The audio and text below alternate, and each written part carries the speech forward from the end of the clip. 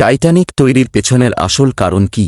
1900 এর দশকের শুরুতে শিপিং কোম্পানিগুলোর মধ্যে বিশ্বের সবথেকে বড়, বিলাসবহুল এবং নিরাপদ জাহাজ তৈরির এক বিশাল প্রতিযোগিতা শুরু হয়। টাইটানিক নির্মাতা কোম্পানি হোয়াইট স্টার লাইন এর মূল লড়াই ছিল কিউনার্ড লাইন এর সাথে। কিউনার্ড লাইনের লুসিটানিয়া এবং মৌরিতানিয়া ছিল তৎকালীন বিশ্বের দ্রুততম জাহাজ।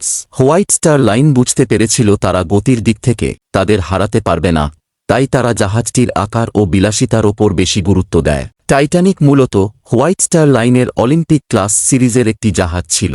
এই সিরিজের উদ্দেশ্যই ছিল আভিজাত্য বজায় রাখা। অভিজাত যাত্রীদের আকৃষ্ট করতে জাহাজে সেই সময়ের অত্যাধুনিক জিম, সুইমিং পুল, লাইব্রেরি এবং হোটেলের মতো সুযোগ সুবিধা রাখা হয়েছিল। জাহাজের তলায় 16টি ওয়াটার টাইট কম্পার্টমেন্ট বা জলরোধী প্রকোষ্ঠ তৈরি করা হয়েছিল। প্রকৌশলীদের ধারণা ছিল এর মধ্যে কয়েকটি পানি পূর্ণ হলেও জাহাজ ডুববে না। টাইটানিককে যে আনসিঙ্কেবল বা অজেয় বলা হতো তা মূলত মিডিয়া বা সংবাদপত্রের মাধ্যমে বেশি প্রচারিত হয়েছিল। ভিডিও অনুযায়ী জাহাজের অফিসিয়াল নথিপত্রে এমন কোনো দাবি সরাসরি করা হয়নি। ইতিহাসের ট্র্যাজেডি যে জাহাজটি সুরক্ষা ও আভিজাত্যের প্রতীক হিসেবে তৈরি হয়েছিল সেটি শেষ পর্যন্ত সমুদ্রের ইতিহাসে সবথেকে বড় বিপর্যয়ের শিকার হয়।